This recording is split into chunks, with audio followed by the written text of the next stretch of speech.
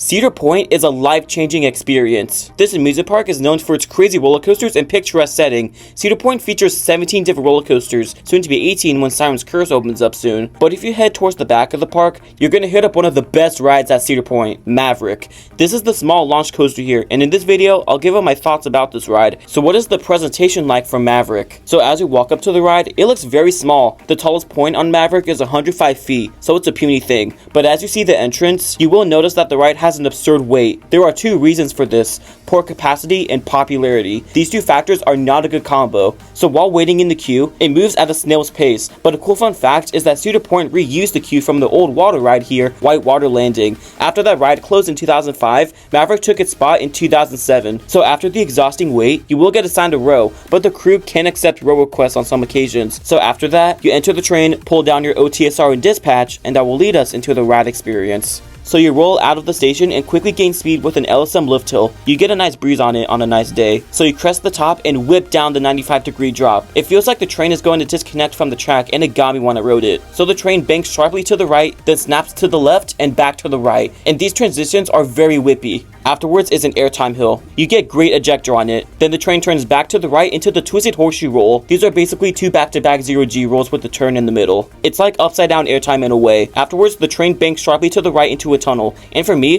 the train did not stop in this POV. It just cruised into the second launch. But that is up next, and this launch is insane. It feels like it's going too fast. Then it banks to the left and straightens out. It slows down a bit, then it banks downwards to the right over a pond. And this turn pulls some intense G's. Then the train snaps back to the left and throws you to the right. That's one of two single dives on the attraction. Then it keeps turning to the right and throws you again, but this time to the left. On this part, I was sort of terrified since it was so steep. Then it cruises over a speed hill, turns to the right, and that's when you hit your final brakes. And that concludes your ride experience on Maverick. And I think Maverick is a wild coaster. I only rode it once because we were low on time that day, so we couldn't really stick around for another ride, but I rode it in the second row. So next time I'm at Cedar Point, I'm giving this another shot. Maverick was also pretty ahead of its time, because before Maverick, parks were known for breaking records with height and speed, but when people saw that Cedar Point was adding a 100-foot roller coaster, they were thinking it's gonna be a family coaster, and boy were they wrong.